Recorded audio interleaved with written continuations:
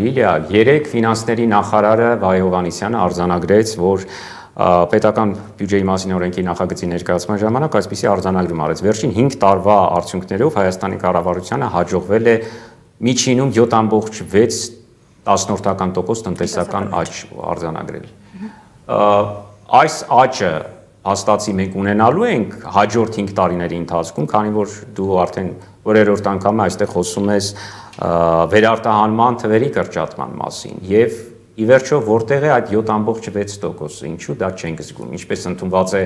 ամեն տնտեսական աճից հետո այս հարցադրումը անել։ Երևի թե վերջին զգամ, ինչի մենք չենք զգում, դա բանաձև այն ասեմ, որովհետև մեր տնտեսության կառուցվածքը այնպիսին է, որ տնտեսական աճը ներառական չէ, այսինքն կան որոշակի ուղղություններ, որոնք որոշակի աճեր ապահովում են, հիմա կանրադառնամ ինչի արդյունքում են այդ աճերը, բայց դրանք չեն վերաբերում լայն հանրությանը կամ տնտեսական աճին համարժեք չեն վերաբերում լայն հանրությանը։ Այդ ներառականության խնդիրն է, դա տնտեսական կառուցվածքի վատ հարացման խնդիրն է, որ ինքներս բազմաթիվ անգամ բարձրաձայնում ենք եւ այլն։ Եվ սա խնդրահարույց է, այսինքն երկարաժամկետում դիտարկելիս պետության համար սա պրոբլեմատիկ է։ Հա, մենք այդ պահին արձանագրում ենք բարձր տնտեսական աճեր, քարոզչական նպատակներով հնարավորինս շահարկում եւ այլն, բայց ավելի երկարաժամկետ կտրվածքով սա լուրջ մտահոգություն է։ Մեր տնտեսությունը այսօր ապաինդուստրիալացվում է, այսինքն արդյունաբերությունը անկում է ապրում, բայց մենք ունենք բարձր տնտեսական աճ։ Այս խորքերում է պատասխանը, թե ինչու մենք պատշաճ առնվազն պատշաճ չափով եւ մակարդակով չենք զգում այդ աճերը եւ դրանց ազդեցությունները։ Տես, շատ կարևոր հանգամանք։ Վերջին 5 տարում այո, մենք վիճակագրորեն ունենք այդ միջինացված ցուցանիշը տնտեսական աճի բավական տպավորիչ եւ լավ ցուցանիշ է, բայց վերջին 5 տարիներից առնվազն 2.5-ից 3 տարին Հայաստանի տնտեսությունը գտնվում էր ուղղակի եւ շատ բարձր ուժեղ արտաքին դրական շոկերի ազդեցությունների ներքո։ Դու նշեցիր վերարտահանման գործոնը, միայն վերարտահանումը չէր։ Միայն Ռուսաստանի Դաշնությունից Հայաստան տեղափոխված մարդկային եւ ֆինանսական կապիտալ հոսքերը ռուս-ուկրաինական պատերազմից հետո այդ բուռն հոսքերը միայն այդ գործոնը բավական էր, բավարար էր Հայաստանի տնտեսական աճի այդպես բումային արդյունքներ արձանագրելու համար։ Ինչ կլինի հաջորդ 5 տարին, հանգամանքը, որ մենք այսօր արդեն իսկ չունենք այդ արտաքին ազդեցությունները, հանգամանքը, որ մեր տնտեսական կառուցվածքը վատ հարանում է, այսինքն միայն ծառայություններ եւ շինարարության հաշվին է այսօր աճերն ապահովում, շինարարությունը իր հերթին որոշակի ժամանակավոր գործոնների ազդեցությամբ է աճում, գիտենք հիպոթեկի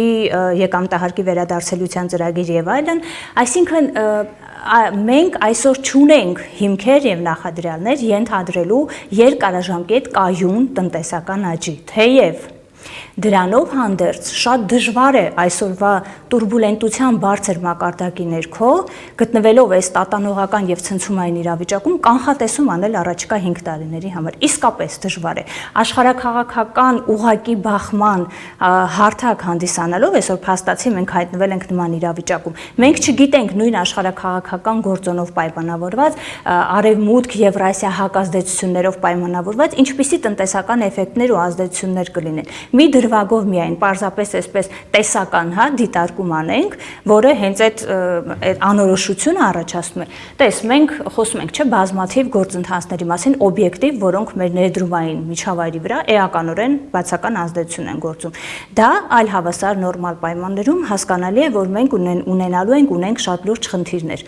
Բայց ամեն անգամ ներդրումների ներգրավման խնդրի մասին խոսելիս ես ինքս մշտապես այդ թեզը փորձում եմ առաջ քաշել։ Եթե մենք գործ չունենանք աշխարհաքաղաքական ներդրումների հետ, իսկ մենք դրա երաշխիքը չունենք, հա։ Մենք չգիտենք ինչ կլինի առաջիկայում, արդյոք այդ նույն բոլոր օբյեկտիվ պարամետրերը մի կողմ չեն դրվի ներդրումային գրավչության հետ կապված եւ օրինակ աշխարհաքաղաքական խոշոր ներդրումային ծրագրեր այսօր Հայաստանում տեղի չեն ունենա։ Հետևաբար կանխատեսում անելը իսկապես շատ բարդ է, իսկապես։ Եթե մենք այսօրվա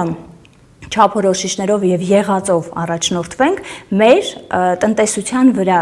երբեմնի արտաքին ազդեցությունները այլևս չկան, մեր տնտեսության աճերը կայուն հեռանկարային նախադրյալներ չեն ցուցադրում, հետևաբար ենթադրել, որ առաջին 5 տարիներին, եթե չլինեն այլ ցնցումներ, մենք կարողանանք ապահովել այդ տնտեսական միջինացված աճը, առնվազն հարցականի ներքո է։ Վերապահումով այս գնահատականը այն հնարավոր անորոշ զարգացումների հետ կապված, որի մասին կամ որոնց մի մասին խոսեցինք։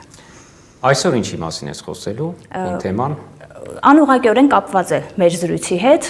մասնավորապես մեր արտաքին առևտրաշրջանառության շարունակական անկումների հետ է կապված։ Սա ըստ էության տրամաբանական շարունակությունն է նախորդ հավելվածի, երբ խոսում ենք արդյունաբերության անկման մասին, կա արտաքին գործոնի ազդեցությունը, բայց հարցադրումը արդյոք միայն դրանով է պայմանավորված անկումները։ Իսկ դրա հարցի պատասխանը արդեն փորձենք տալ հավելվածով։